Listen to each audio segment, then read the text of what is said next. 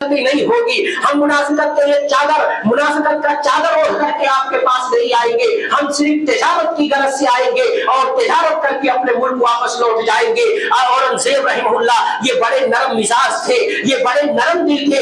इन्होंने वापस कि हो सकता है अंग्रेज अपनी गलती को सुधार ले, इन्होंने उनको वापस हिंदुस्तान आने की इजाजत मरहमत फरमा दी। जब ये हिंदुस्तान के अंदर आए, लेकिन इन्होंने अपनी मुनाफिकाना रविश को नहीं छोड़ा। खुदा की कसम इस धरती पे जितना मुनाफिकत का लुबादा ओढ़ करके अंग्रेजों ने पूरी दुनिया को गुलाम बनाया हुआ है, शायद कि आपको यहूदी भी वैसे ना मिले, नसरानी भी वैसे ना मिले। इन्होंने मुनाफिकत का लुबादा ओढ़ा और तिजारत की गरज से आए और दोबारा औरंगजेब ने इनको इजाजत दे दी और कलकत्ता के अंदर आकर के इन्होंने अपना फौजी किला तामीर किया और तकरीबन 30 एकड़ जमीन खरीद करके अपनी पूरी फौजी जो है छावनी इन्होंने बना डाली।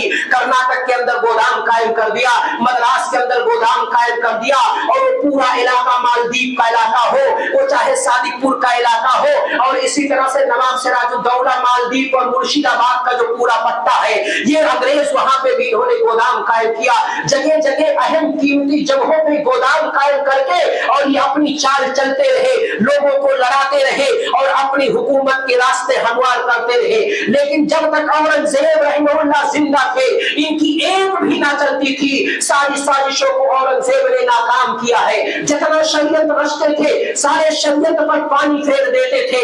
लेकिन जब 1707 के अंदर जो है औरंगजेब की वफात हो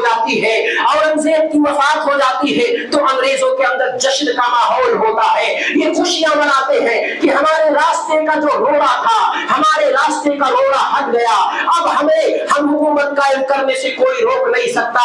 और उसी 1707 ईस्वी के अंदर अंग्रेजों ने सबसे पहली ईस्ट इंडिया कंपनी नाम से एक कंपनी रजिस्टर किया और वहीं से ये लोग अपने काम को करना शुरू कर दिया। बहरहाल ये अपना ईस्ट इंडिया कंपनी कायम करके और बहरहाल तिजारत भी करते और इसी तरह से अपनी चाल भी चल करके मुल्क हिंदुस्तान पर धीरे धीरे काबिज होते चले गए। 1740 के अंदर जब मुहद्दिस वलीउल्लाह मुहद्दिस देहलवी अरब से पढ़ करके आए, अबू ताहिर मदनी से तलम्मुज़ हासिल करके आए, मुल्क हिंदुस्तान के माहौल को देखा तो मुल्क हिंदुस्तान की जगह जगह और अहम जगहों पे अंग्रेज गालिब आ गए थे, काबिज आ गए थे। सबसे पहले इन्होंने अपने शागिर्दों को इकट्ठा किया। अपने शागिर्दों को इकट्ठा करने के बाद सबसे पहले अंग्रेजों के खिलाफ जिहाद की चिंगारी अगर किसी ने अपने तलबा के दिलों के अंदर जिंदा किया तो चिंगारी जिंदा करने वाला वक्त का मुहद्दिस वलीउल्लाह मुहद्दिस देहलवी, जो अरब से पढ़कर आने के बाद सबसे पहली जिहाद की चिंगारी लोगों के दिलों में डाली, तो वलीउल्लाह मुहद्दिस देहलवी रहमहुल्लाह थे कि अंग्रेजों से अब लड़ाई करना, अंग्रेजों को मुल्क हिंदुस्तान से भगाना ये वाजिब जरूरी हो गया है। ये चिंगारी उन्होंने उनके अंदर डाली, अपने तलबा के अंदर डाली। बहरहाल तारीख है, तारीख और आगे बढ़ती है, तारीख करवट बदलती है। फिर 1754 का हादसा, 1754 के अंदर सबसे पहली लड़ाई जो अंग्रेजों के खिलाफ लड़ी गई, नवाब सिराजुद्दौला के नाना अली वर्दी ने सबसे पहले लड़ाई मुनज़्ज़म तरीके से लड़ी और अंग्रेजों को उनके किले में छुपने पर मजबूर कर दिया। मेरे भाइयों, ये पहली लड़ाई थी। आज आपसे आजादी के चंद ही साल बयान किए जाते हैं, लेकिन याद रखो आजादी की ये तारीख जो है 40, 50, 60 साल पे मुनहसिर नहीं है, 250 साल पे ये मुनहसिर है। सबसे पहली लड़ाई जो 1754 के अंदर नवाब सिराजुद्दौला के नाना अली वर्दी खान ने लड़ी और अंग्रेजों को जो है किला बंद होने पर इन्होंने मजबूर कर दिया। बहरहाल अली वर्दी के बाद खुद नवाब सिराजुद्दौला और इसी तरह से अंग्रेज कलाइयों के दरमियान पलासी की जंग होती है और पलासी के जंग में 25,000 20,000 मुसलमानों और 25,000 की तादाद थी, जिसके अंदर मुसलमान भी शामिल थे, ज्यादातर मुसलमान उसके अंदर शामिल थे। और अंग्रेजों की तादाद 1500 थी, अंग्रेजों की तादाद 1500 थी। एक तरफ उनके दिलों में कुफ्र का पौधा जड़ा हुआ था और दूसरी तरफ ईमान का पौधा लहलहा रहा था। 25,000 की तादाद थी और एक तरफ 1500 अंग्रेज थे। जीत का कोई सवाल नहीं था, लेकिन इस घर को आग लग गई, घर के चराग से।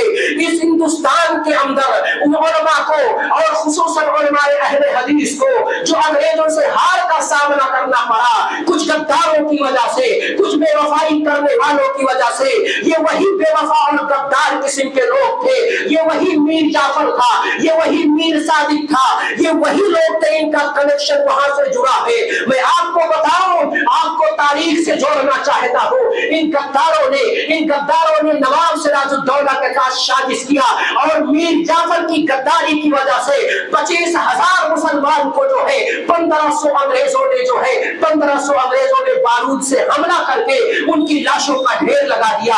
एक मुसलमान की गद्दारी की वजह से, एक मीर जाफर की गद्दारी की वजह से नवाब सिराजुद्दौला की 25,000 की फौज पे मुश्तमिल जो है पूरा दस्ता तबाह बर्बाद कर दिया जाता है। ये मीर जाफर कौन था? अगर मैं आपको बताऊं, सरजमीन कूफा के अंदर जहां पे 5 साल तक अली मुर्तजा ने खिलाफत किया, अली हजरत अली के साथ ये साजिशें करते रहे, धोखा देते रहे, पूरी जिंदगी रुलाते रहे और इन गद्दारों ने जो है हजरत अली को आयल फजर की नमाज से पहले हजरत अली को ज़बह कर दिया, हजरत अली को शहीद कर दिया। इनका मीर जाफर का ताल्लुक उन्हीं गद्दारों से था, उन्हीं कूफियों से इसका ताल्लुक था। और आगे मैं पढ़ूं, जब जो है यजीद की खिलाफत अमल में आती है, हजरत हुसैन मक्का आते हैं। जब इन कूफियों को पता चला कि हजरत हुसैन मक्का आए हैं, तो ये गद्दार खत पे खत लिखना शुरू किए।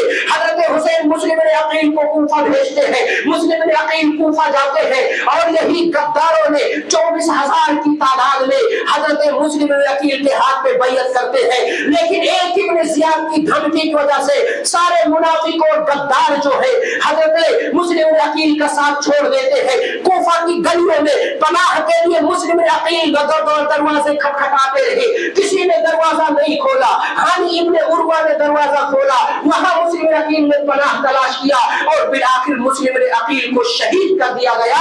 ये उन्हीं गद्दारों की वजह से था। इस गद्दार का ताल्लुक उन्हीं कूफियों से था। मैं और नाम नहीं लेना चाहता, हम आह भी करते हैं तो बद हो जाते हैं बदनाम, वो कत्ल भी करते हैं तो चर्चा नहीं होता।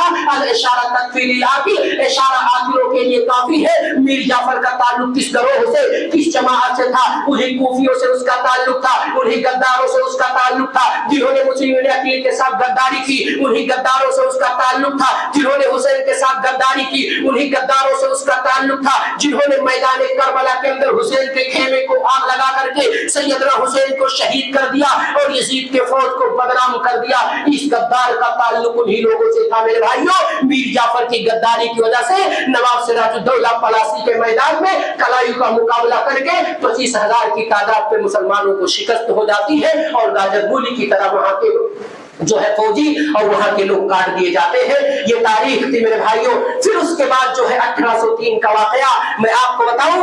1830 के अंदर सबसे पहले जिस मर्द मुजाहिद ने अंग्रेजों से जिहाद करने, अंग्रेजों से लड़ाई लड़ने को वाजिब और जरूरी करार दिया, उसको दुनिया शाह अब्दुल अजीज मुहद्दिद देहलवी के नाम से जानती है।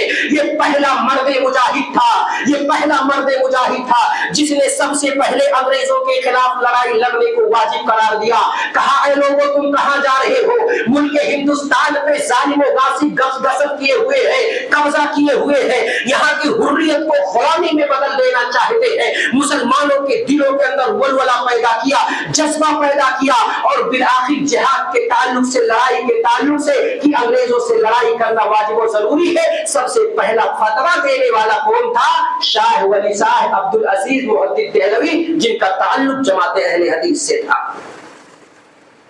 मेरे भाइयों, उससे पहले मैं आपको बताऊं, एक हस्ती है जिसे दुनिया सैयद मुहद्दिस नजीर देहलवी के नाम से जानती है। 1703 का वाकया है। रावलपिंडी के जेल के अंदर डाल दिया जाता है। वो मर्द मुजाहिद जिसको रब ने 100 साल की जिंदगी अता की थी, 1220 से लेकर के 1320 हिजरी तक 100 साल की जिंदगी रब ने सैयद मुहद्दिस नजीर दहलवी, जिनका ताल्लुक खानदान अली से था, सैयद ज़ादा थे, अहले हदीस के सरगना, अहले हदीस के इमाम माने जाते हैं। 70 साल तक ये बंदा एक किराए के रूम में 70 साल तक दरसे बुखारी देता रहा, दरसे हदीस देता रहा, भाड़े पे लेकर के। और इनकी मेहनत की वजह से, इनके मसाइए जमीला की बुनियाद पे तकरीबन मुल्क हिंदुस्तान के अंदर 22 लाख लोग अहले हदीस हुए। कितने लोग? 22 लाख। एक अकेला सैयद मुहद्दिस नजीर दहलवी की वजह से 22 लाख की तादाद में मुनहरिफ अकाइद के हामिलीन अहले हदीस को अपनाते हैं और सही किताब व सुन्नत की तालीम लेते हैं। मेरे भाइयों, मुहद्दिस नजीर दहलवी जब उलमाए बंगाल में हुर्रियत और इंकलाब के नारे बुलंद होने लगे, उधर से राजस्थान और टोंक के इलाके से, जो जहां पे मुहद्दिस अब्दुल अजीज शाह वलीउल्लाह के शागिर्द मौजूद थे, वहां से जब इंकलाब के नारे बुलंद होने लगे, टोंक से इंकलाब के नारे बुलंद होने लगे, बंगाल से इंकलाब के नारे बुलंद होने लगे, मुर्शिदाबाद से इंकलाब के नारे बुलंद होने लगे, साथ ही साथ पटना जिसे सादिकपुर के नाम से जाना जाता है, जब वहां से इंकलाब के नारे बुलंद होने लगे और साउथ इंडिया से इंकलाब के नारे बुलंद होने लगे, लोगों ने आकर के मुहद्दिस नजीर दहलवी से सवाल पूछा कि ऐसे मौके पर अंग्रेजों से लड़ने का हुक्म क्या है?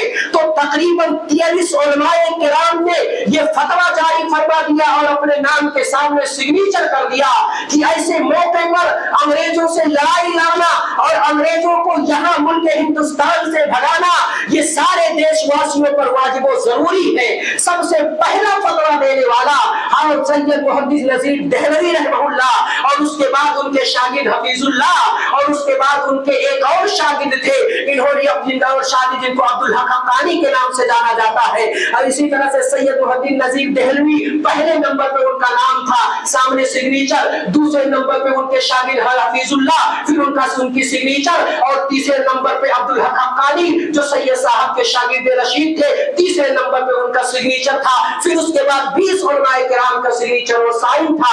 इसी साइन और सिग्नेचर की वजह से, फतवा देने की वजह से इनके ऊपर मुकदमा दायर किया गया, और मुकदमा दायर करके जो है इन पर तहकीक शुरू हुआ कि इनके पास मुगलों के खुतूत आते हैं, उसके रसाइल आते हैं, साजिश करके इन पर मुकदमा दायर किया गया। और मुकदमा दायर करके जब तहकीक शुरू हुई तो मुगलों के चंद इनके पास खुतूत मिले और उसी के पादाश में इनको रावलपिंडी के जेल के अंदर डाल दिया गया।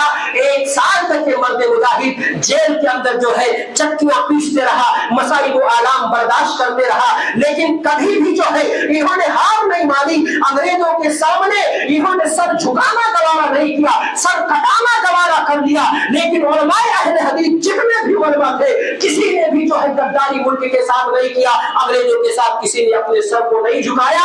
1 साल की जो है 1 साल के लिए जेल हुआ, और जेल के अंदर कितनी मशक्कत और परेशानी होती है हर इंसान मेरे भाई जो जानता है। इस मर्द मुजाहिद ने फतवा देने के जुर्म में इसको अंग्रेज जेल के अंदर क्या कर देते हैं, डाल देते हैं। और इसी तरह से पंजाब का एक खानदान जो कसूरी खानदान के नाम से मशहूर है, और यह कसूर कहाँ है? लाहौर के करीब एक शहर है जिसको शहर कसूर कहा जाता है। शहर कसूर के उलमा ने बेशुमार कुर्बानियां पेश की मुल्क को आजाद कराने के लिए। अब्दुल कादिर कसूरी और उनके भाई अब्दुल्ला कसूरी, और इसी तरह से अब्दुल कादिर कसूरी के फर्जंदे अर्जुमंद जिनका नाम मोहम्मद अली कसूरी, और मोहम्मद अली कसूरी के एक भाई महिउद्दीन कसूरी है। ये वही मोहम्मद अली अल कसूरी है। चमड़े का कारोबार करते थे, चमड़े का कारोबार करते थे, जिसमें से 1 साल का 1 साल लोग कहते उलमा ने क्या किया, उलमा ने क्या दिया। जब देने की बारी आई थी तो उलमा ने अपने घर को कुर्बान कर दिया, अपनी प्रॉपर्टी को जो है मुल्क की आजादी में निछावर कर दिया, कुर्बान कर दिया अपने पैसे और रुपए को। ये वही मोहम्मद वाली है। चमकुसूरी जो चमड़े का धंधा करते थे, चमड़े की तिजारत करते थे और 1 लाख रुपया सालाना ये मौलाना आजाद को देते थे ताकि जंगे आजादी में, लड़ाई में, जंगे आजादी में जो पैसा खर्चा हो उसमें से 1 लाख रुपए ये देते थे कि ले जाओ मुल्क को आजाद कराने के लिए, जहां जरूरत हो खर्चा करो। और उसके बाद जब मोगला कौम ने जो है, अंग्रेजों ने मोगला कौम पे जब हमला किया, वहां की औरतें बेवा हो गई, वहां की बच्चियां यतीम हो गई, तो इन्होंने, इनके एक भाई थे मुहिउद्दीन जिनका नाम था, पूना के अंदर यतीम खाना कायम किया और यतीम खाने में लाख से ज्यादा रुपया सालाना मोहम्मद अली अल कुसूरी दिया करते थे। और उसके बाद अपने चचा को, अब्दुल्ला कुसूरी को, साउथ इंडिया के अंदर भेजा कि जाओ उलमा की एक जमात को लेकर के जाओ और वहां पे दावत व तबलीग करो, किताब व सुन्नत की तालीम को आम करो। तो उनके चचा वहां पे जो है किताब व सुन्नत की तालीम आम करते रहे।